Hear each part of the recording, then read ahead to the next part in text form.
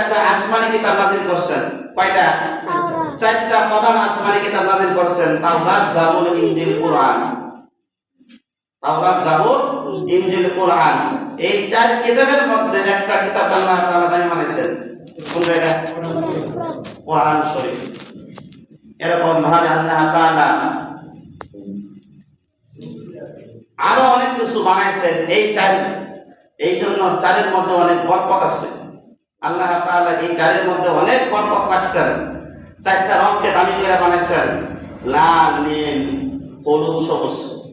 এই চার রং হচ্ছে মূল রং। এই চারটা রং হচ্ছে মূল রং।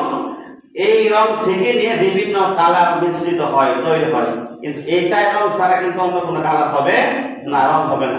এই প্রধান হচ্ছে চারটা কালার। এ থেকে বাছাই করে নিয়ে বিভিন্ন কালার সিস্টেম করে বানান, মিশ্রিত করে। আল্লাহ তাআলা এই চারের মধ্যে অনেক ফায়দা রাখছেন, বরকত রাখছেন। এই জন্য আমরা যখন কাজগুলা করব হিসাব করে করব। হিসাব কিতাব যদি না থাকে আমাদের আমল আখলাক নষ্ট হয়ে যাবে। ভাইরা বন্ধুরা আমার, বলতে চাইছিলাম যে আল্লাহ তাআলা এই চারের হিসাব এই জন্য দিলাম যে চার দ্বারা আল্লাহ তাআলা অনেক কিছু বানাইছেন, অনেক কিছু এই চারের মধ্যে বানাইছেন, চারের মধ্যে ফিটিং করছেন। আরশ, কুরসি, লৌহ, কলম এই চারের মধ্যে আছে। আরশ, কুরসি, লৌহে, কলম, এই চারটা স্থানের মধ্যে আল্লাহ তাআলা একটা স্থানকে দামি করে বানাইছেন।